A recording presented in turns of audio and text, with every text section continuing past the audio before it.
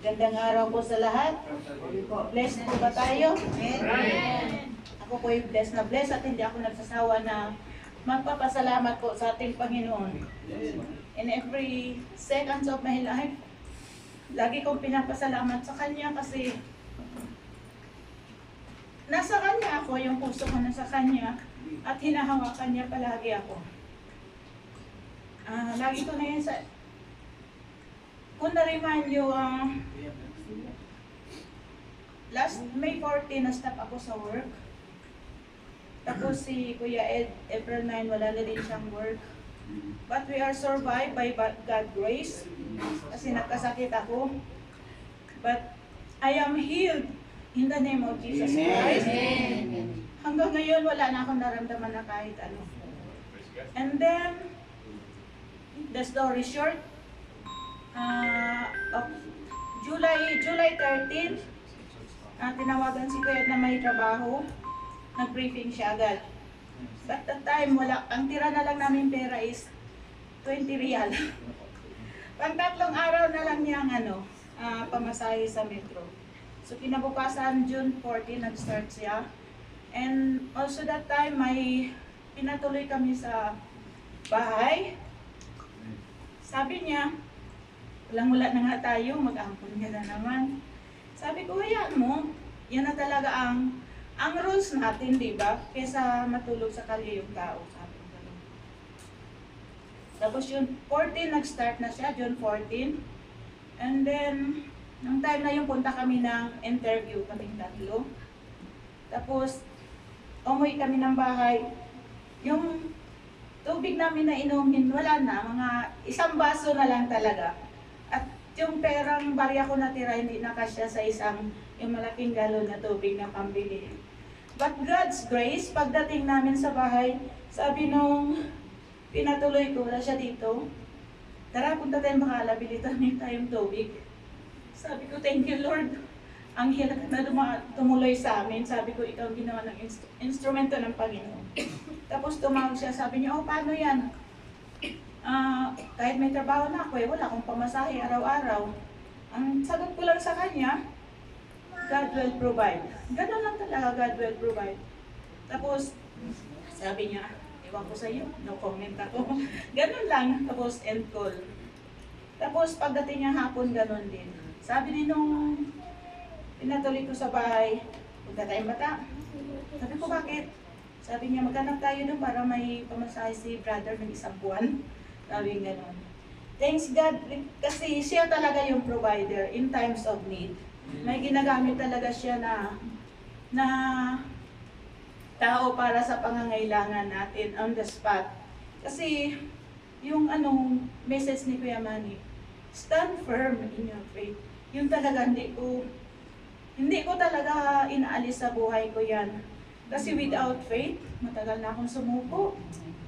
Minsan, sabi ko, Lord, ang anchor ng buhay, sabi ko ganun. Pero alam ko, mali yun thinking ko. But that second, sabi ko, Lord, patawarin mo naman ako. Sabi ko ganun, blessed ako kasi I am yours, sabi ko ganun. But sad to say, July 11, na-stop si Kuya Ed sa trabaho.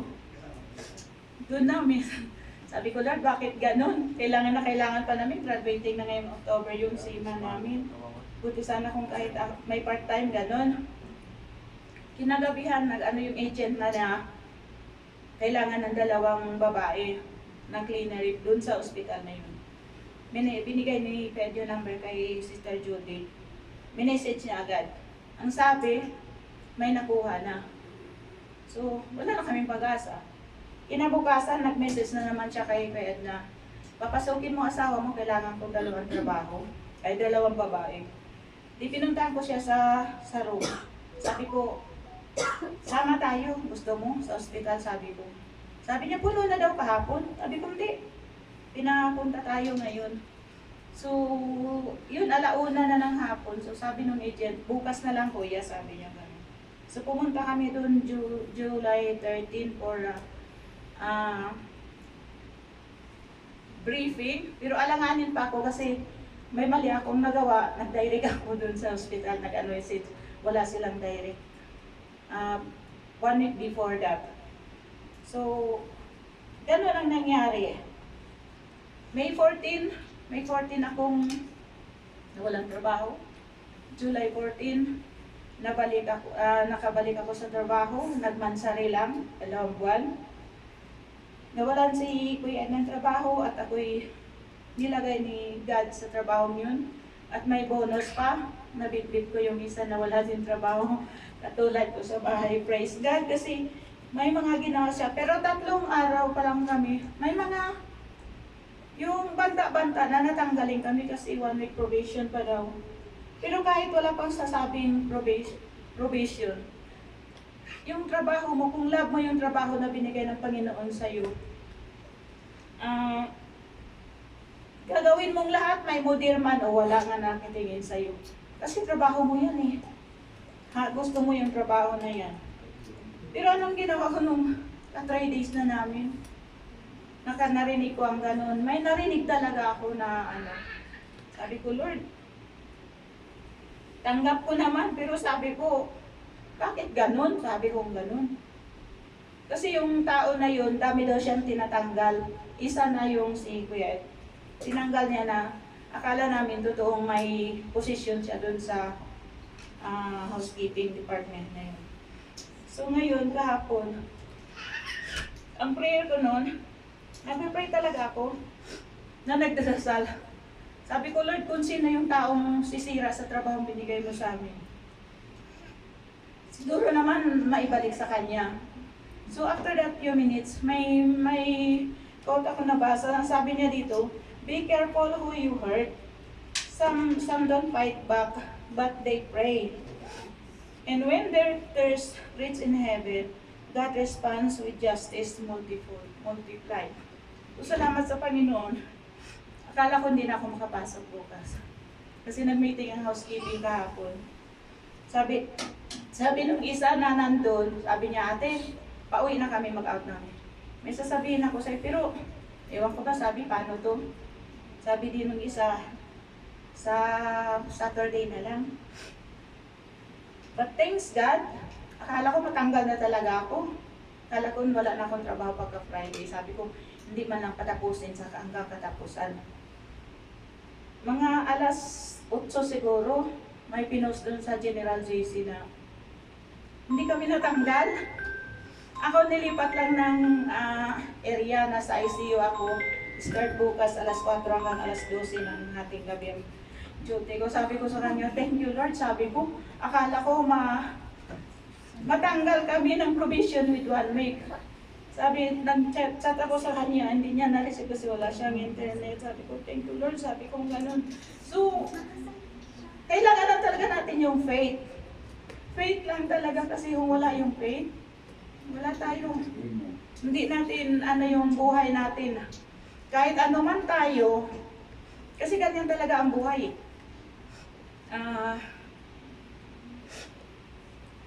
Hindi pare-parehas yung level ng tao. So minsan nasabi ko, Lord, ano ba itong buhay na to? Yung mahirap, naging mas lalong mahirap. Yung meron, mas lalong maging meron. Pero lang bumalik, agad-agad, Lord, sorry. Kasi mas mayaman ako kasi nandito ka sa buhay ko. So, thanks. Tulad nilaglawi po, ganun lang po. Stand firm in your faith kahit saan naman struggle sa buhay. Amen.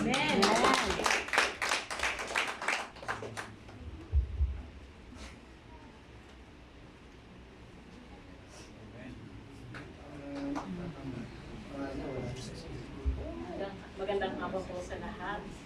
Ako po, request prayer answered na rin po. Kasi po talaga, nagabi sa pasok ko, yung po talaga kagalahin ko, yung prayer request. Tapos po, sumulat ako doon, sabi ko, eto na lang talaga para ako eh. Wala na kayo po magagawa, sabi ko, eto na, last ko na to. Yun na lang kasi panghahawakan namin sa 3 months and a half kung walang trabaho. Thank God, nakaka-survive kami ng anak ko. Dito po, dahil dito sa charge. Dahil kay Kuya Ed at kay Ate Arlene, kasulpate kami. Sa totoo lang po, hindi ayokong tumingi ng tulong kahit kanino nakakilala ko. Pero ginawa ko rin po. Andan ko pong may message, wala pong sumagot kahit isa. Pero dito po sa inyo, wala po ako hiningi ng tulong, pero dumadating po ang tulong sa aming mag-ina. Kaya salamat po ako, sabi ko, bakit kami dinala dito? Talaga pong may purpose. Tapos kung dumating ako dito, yun yung time na nawalan ako ng trabaho. Pero sabi ko, may purpose ka. Bakit? Nung napag-isip ko po, nasabi ko, may gusto siyang baguhin sa akin, may gusto siyang ibigay. Eto na yun, yung baguhin ako, dalhin ako sa tama. Kaya po yung prayer request ko kagabi, taga po sa amin, pastora, huwag kang mawala. Mas malakas ang pananampalataya, panalangin. Matutuloy yan. Kaya po sabi ko yung sa request, huwag sana kami maalis ni ate, ilipat lang kami, i-reshuffle kami, tanggap ko kasi po willing akong i-guide pa si ate doon, i-help ko siya. Ako na po ang mag-giveaway na magbigay ng dagdag na oras. Matulungan ko lang si ate, huwag lang po talaga kami matanggal. Dahil po talaga kailangan namin yung trabaho na yun. Yun na lang po talaga ang huling pag-asa. Kaya sabi ko po habang bumibiyahe kami, hindi alam ni ate, nag-message ako doon sa supervisor na supervisor daw siya. Minessage ko, ano po balita sa meeting, sabihin lang kung papasok pa kami Saturday. Dahil kung wala akong internet, hindi ko talaga alam. Talagang pagpasok ko dito paggabi, 8 p.m. Yun yung time na nagsulat ako. Kaya sabi ni ate, yun nga, 8 p.m. Nakakita siya ng message.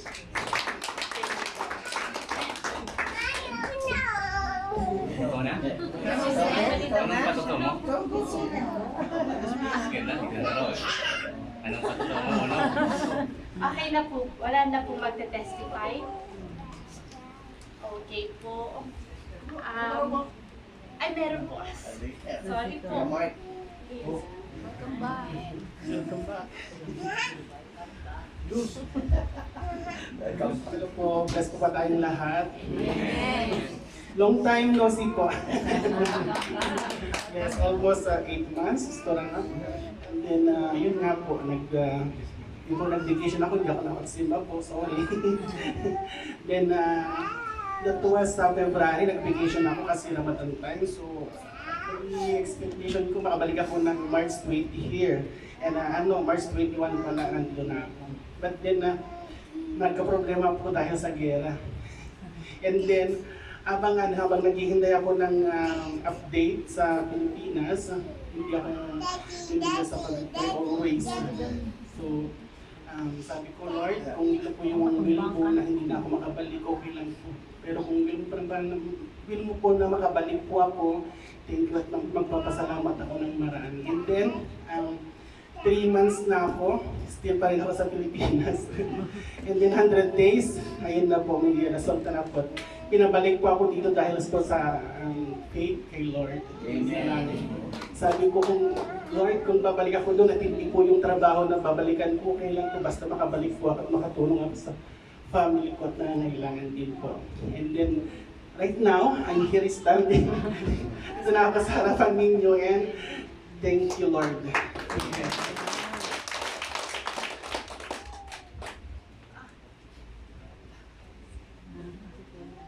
Glory to God. Good morning po sa lahat.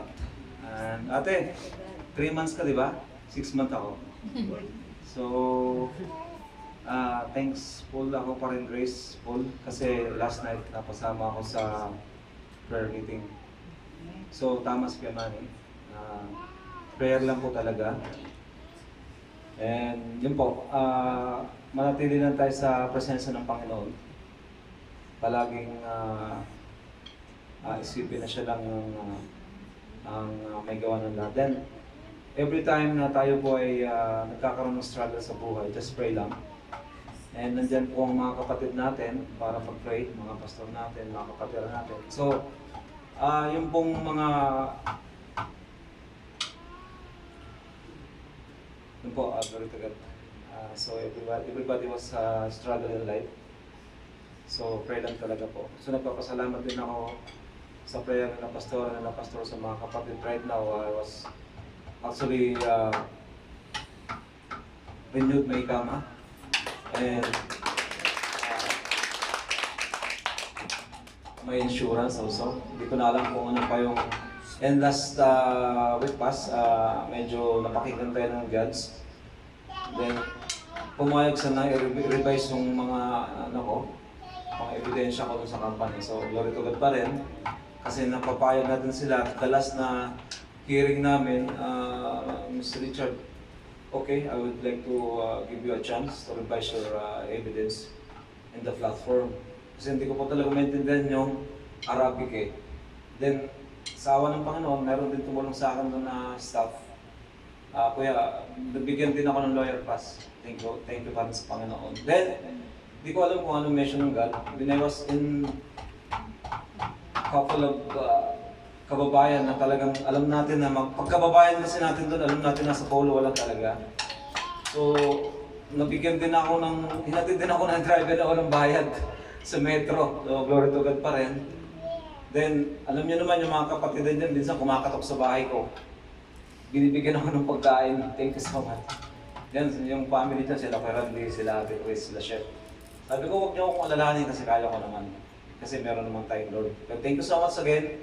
So, sa prayer talaga. So, nawa, itong last na hearing namin, meron pa rin po, nawa maging okay na. Kasi di pa ako pumayag doon sa pipirmahan ko. Which is, hindi ko naman talaga po kaya pumirma na hindi ko pa nakukuha yung halaga. Alam niyo naman po yung nag-bless niyo sa akin na kilala ko kasi yung company ko. Which is, need ko ng pera. Kailangan ko ng pera on that time. When my mother was in the hospital, and my baby girl also was in the hospital, sabay sila. As a oriented father, wala akong magagawa. So, pray lang. Then, na-miss ko kayo eh. 2 weeks. And then, malungkot ako sa wala si Ate Rose eh. Kuya, sabi niya, hindi ko nag-church. Which is Ate Rose, I was actually passed. And that very moment na ko siya, I was in the follow. Actually, mahirap talagang din mag-evangelize sa mga ganung lugar. Pero hindi ko po alam kung bakit nagagawa ko mag-evangelize sa tao na hindi ko kilala. So nakikinig naman sila, baka next Friday, mayroon na naman tayo na evangelize na 3 from Polo. Sana gusto nila mag-attend. And last, kahapon kasi, duman sila ate, meron din po ako nakakausap na 2 doon. Then, kay Richard, bakit hindi ako sinama today? So next Friday, naway makasama ko sila. So, to God be the glory talaga, ano lang tayo sa Lord. So maraming salamat po. God bless us all.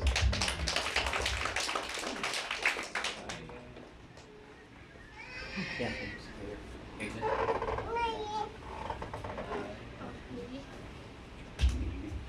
Hello? Okay po. Ngayon, i-announce ko po yung mga tatayo po next week.